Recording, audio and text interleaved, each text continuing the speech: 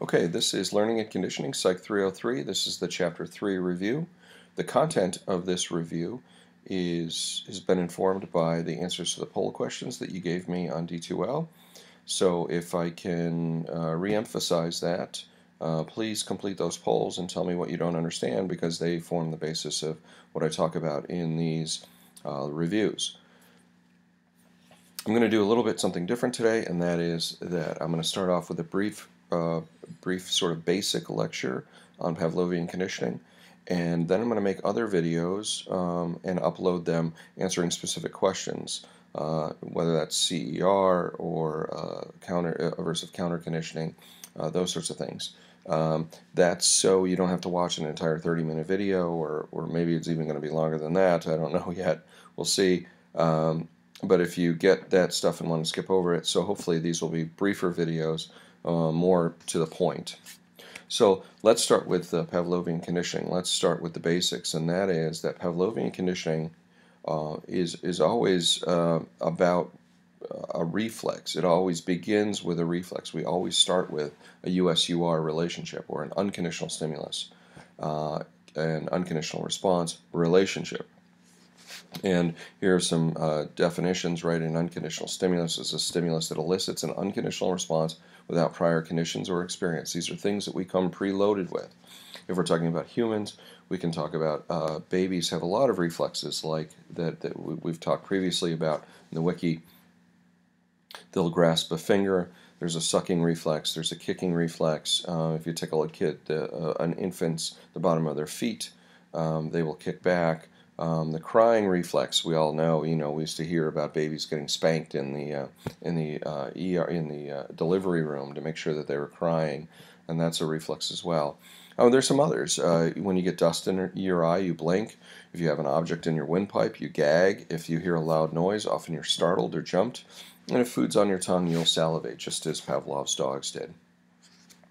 Now, when we add a new stimulus to this relationship, or we begin by calling it a novel stimulus, and it's a stimulus that doesn't elicit the target response. Now, this is important. It's not that it doesn't elicit any response. It may elicit an unrelated response. So, for example, a red light might elicit what we call orientation, or turning toward the light.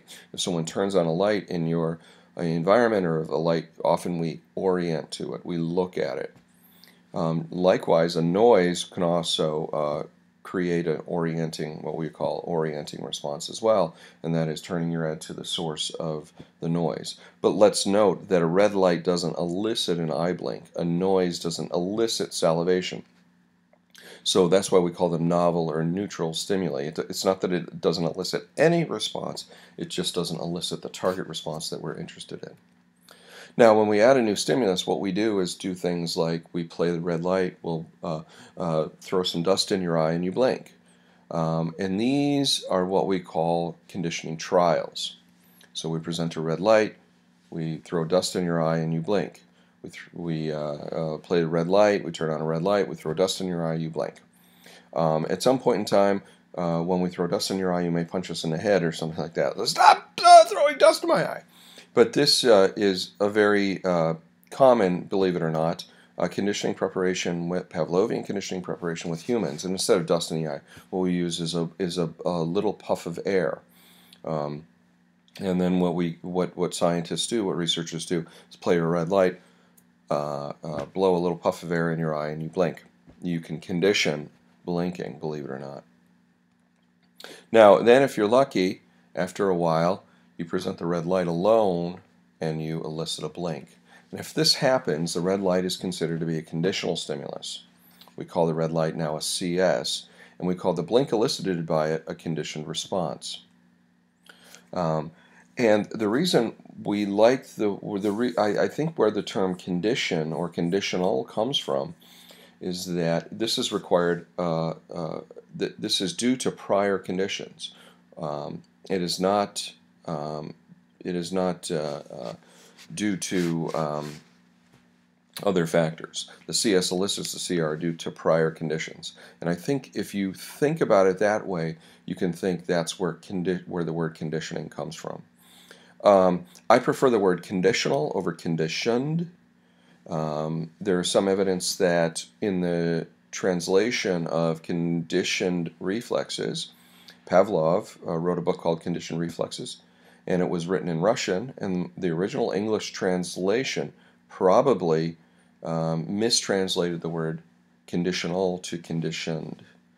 There's some evidence of that. I like conditional better because it is it sounds like you're doing something to the stimulus if you condition it. I think what we're saying is it's conditional upon a previous experience or previous relationship between these two stimuli. That's why I like the word conditional better. It also brings into the realm here of the discussion. It brings in probability, and if you study, believe it or not, there's people still studying Pavlovian conditioning. One of the issues that's very important in Pavlovian conditioning is probability. So now we're talking about conditional, and we actually wind up talking about conditional probabilities. If you don't know what those are, you can look them up, but basically they're probabilities based on some known condition or known situation, I should say. Many Pavlovian researchers are asking questions about Pavlovian conditioning, like what is learned. One of the questions that is raised in your prep guide is the CS a substitute for the US? Another important question is, are all stimuli equally conditionable? This is the topic for the next unit, believe it or not. Can you condition salivation to a yellow light, to a clicker, to the smell of roses, to the pinprick, and are they all equally conditionable? This is sometimes called the equipotentiality assumption in conditioning, and we'll talk a lot about it in subsequent lectures and stuff. How many trials do you need? How many CS-US pairings or relationships do you need in order for effective conditioning?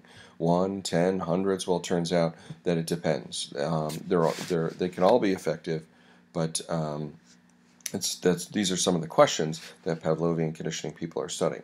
Okay, so I'm going to stop this video now, and I'm going to go on to the next topic in this lecture, in this review, and you can watch that one. So see you in a bit.